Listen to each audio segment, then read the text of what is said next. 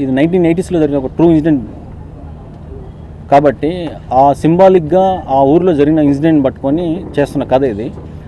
So అంటే రెగ్యులర్గా opening కంటే ఆ డే కూడా అంటే జనరల్ ఒక యాక్షన్ క్లాప్ అనడం కంటే కొంచెం ఏదైనా కొత్తగా ఉంటే బాగుంటుందని చెప్పి హిందీ సాంగ్ రిలీజ్ చేయడం జరిగింది. ఈ షూట్ అయిపోయిన తర్వాత Hindi song first trailer shoot చేస్తాను. ఇది ట్రైలర్ యాక్చువల్గా హిందీ సాంగ్. సో బ్యాక్డ్రాప్లో ఈ సౌండ్ ట్యాక్స్ వాడతాను.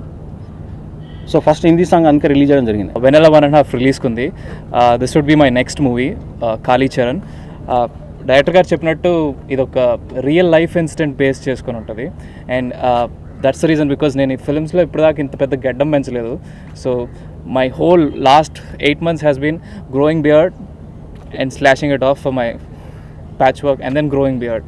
సో ఇట్స్ ఒక ట్రూ ఇన్సిడెంట్ బేస్ చేసుకుని ఉంటుందండి. Very interesting screen play.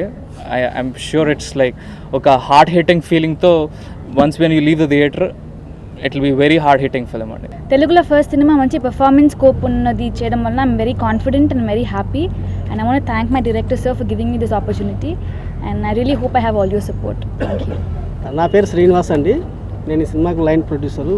Praveen నేను ఇద్దరం ఫ్రెండ్స్, చిన్నప్పటి నుంచి ఫ్రెండ్స్ ఇద్దరం కలిసి చేస్తున్నాము. నవంబర్ మంత్ ఎండ్కు రిలీజ్ ప్లాన్ చేస్తున్నామండి.